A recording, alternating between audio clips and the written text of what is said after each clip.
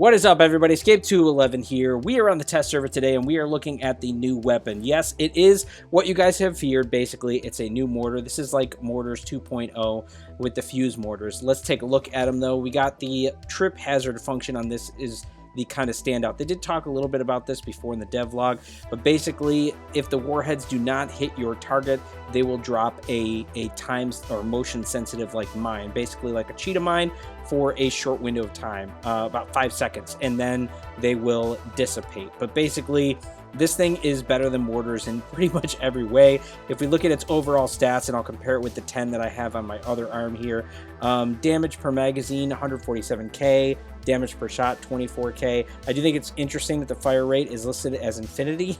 It's probably going to be the same as mortars. It might just be an error here on the test server, but yeah, the magazine size is the same, the optimal range, that kind of stuff is the same, the projectile speed. The damage radius is actually bigger to start with, and it does have, I think, an implant related to that. And then the reload speed is shorter, and it also tells you our detonation time, which doesn't change. So if we go over to the Rocket Mortar 10s, you'll see that the damage per magazine is higher. The other one was 147k. This is only 98k. The damage per shot is 16k here versus the 24k. So yeah, already damage is looking better. The reload speed is better. The damage radius is higher. I mean, really everything on this is going to be weaker than this weapon. So it is basically a better version of that weapon, which is pretty crazy. So that is something to consider. And then also the idea of how the implants will work, and we'll get into that. But I wanted to just show my test examples or test footage that I did of this at its base level, and then we'll do a max build as we usually do. So here we go. Okay. This map should be interesting for this. So I have it set up with the 10 on both sides just to see how they compare. I do have the radius on both. Interestingly enough, the fuse mortars do not have a damage implant, but their actual damage is higher at base by a decent amount, so I don't really think it's necessary. Let's see if either one of these hit. I don't really know which one actually hit, though. That's the problem, since I fired both. I don't know why I did that. It does seem like the fuse mortars shoot out a little slower, which I don't know if that gives them better or worse placement. But it is interesting to note. We will have to see for future gameplay how that goes. No, get away from me. Somebody save me. Okay. You take care of him, please. Thank you. Yeah, I mean, it honestly, I mean, it feels exactly like mortars do. I wonder how this will do hitting that that barrier.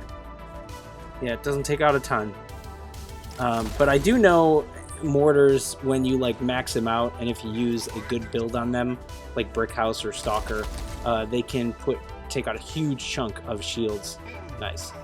Or a barrier. So I would imagine once you get these, maybe not the 10s, but like the higher variants, you should be able to take out a shield with the volleys, especially if you're using one of those mechs. But I do wonder if once we get into 12s, and gosh, I would imagine they're probably going to make 16s of this. 16s could probably just take out a shield. And maybe even, I don't know if it would be a single volley, but... So you could see there that was a little bit of delayed damage. I'm quite sure, too, the warheads on this... will do the same damage whether the warhead is like coming down hitting them or if it's in the ground, just because they're the same level of damage. So that 24k per shot would be the same amount. The difficulty for me in calculating is because this does like side and back damage, so I don't really know what the actual numbers are between the two, but I'm pretty sure it's the same between them. That should hit good. Nice, nice. That was the regular mortars, and those are the... Yeah, we got both of them. That's the fuse mortars. I do think that these... I mean, they play very similar, of course. That these are comparable, at least in, like, how you play. I actually wonder if the fuse mortars will be slightly harder to hit your targets with, even though it does more damage and has more radius. But it does have a radius implant, so I do think it's still going to do well. But we'll try that out. We'll max it out and put on all the good implants to see how even the 10 does. I still feel like it's going to do okay. Pretty darn good, honestly. Because I feel like it performs well here. So, I mean, this is against AI, of course, not players. I do think that when you get into players, it's going to be more interesting, especially as you think about endgame. There we go. There we go for that one. Yeah, we'll try maxing this out, putting it on something else, and see how it does. Here, obviously, in its natural state, it's doing well.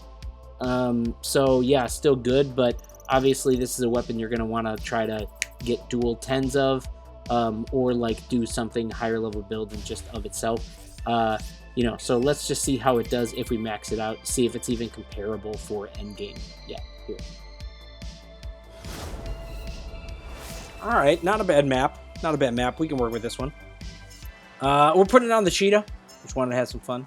We're going to be throwing mines. I might as well throw some mines close to me. This is endgame stuff, though.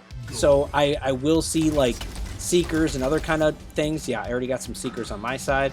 I wonder if any of those shots will land. Doesn't look like it. And not even, like, delayed damage. Okay.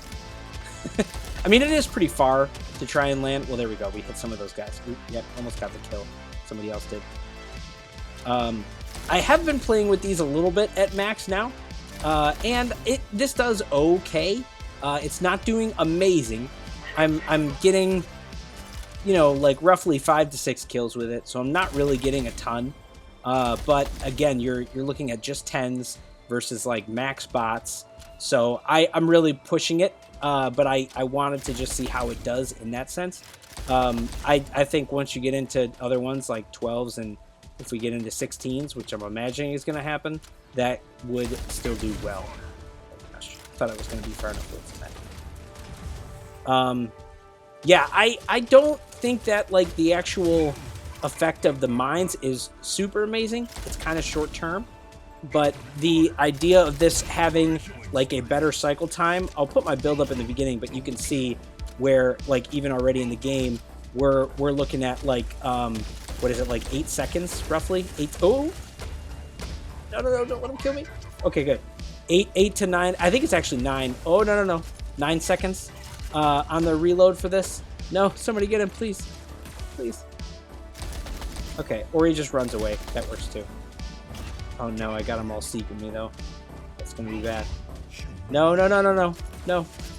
This is the bad thing about this. Cheetah doesn't really have any kind of close range defense aside from just throwing mines and hoping I live through it. But that is also the interesting thing of this, right? Where I think this weapon, even though it seems really strong and OP, I don't know how it's actually going to feel once we get into the situation of it in game. I still think it can have a place, but you have, you have the holy trifecta of scouts. You got a lot of speed there. Some of them are stealth, so it's hard to lock on. You have Seeker, who's just going to get right on you. You have Aegis with shields, even though I think this will be able to break shields. Gosh. Yeah, I don't know how it's going to do. Yeah, and you have stuff like that. Like this guy can just creep in on me. So I actually think this weapon is going to do well, but no. But I don't know if it's going to be like super OP. I think it's going to find its place in the hangars for sure, because it's going to fit a playstyle that some people want or a need that people have on their team and force people to move out of position, which is good. Other regular stuff you see in people's hangar, that'll be bigger. So like, I mean, if you see Bastions and you see Panthers, this will be good counters to that kind of stuff. But I do think it has weak spots against other regular meta mechs. So we'll see. I'm curious to see if this will fold into the regular meta for like top end mechs, but hard to tell at this point. And that is it, guys. As you can see, this performs pretty darn well. Obviously, at max, this is not going to do as well as when we get into, like, when you have Rocket Mortar 12s. It's just not hitting as much. At least it wasn't for me. I don't know if I will need to get closer to targets, but, of course, this is hitting max enemies with only the 10s.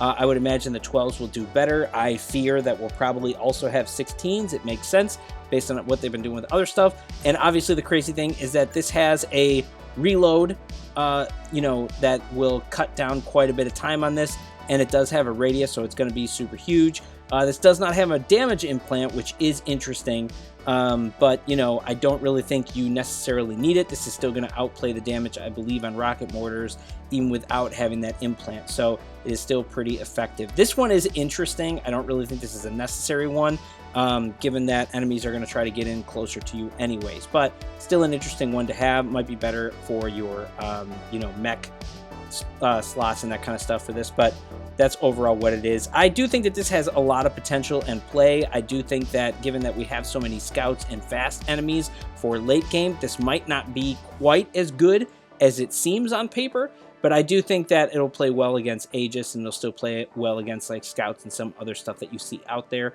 in endgame. So I still think it will definitely have a presence. It is certainly better than rocket mortars. So yeah, very, very good weapon overall. You guys can let me know what you think. Feel free to comment below as always, and we will see you out there on the battlefield.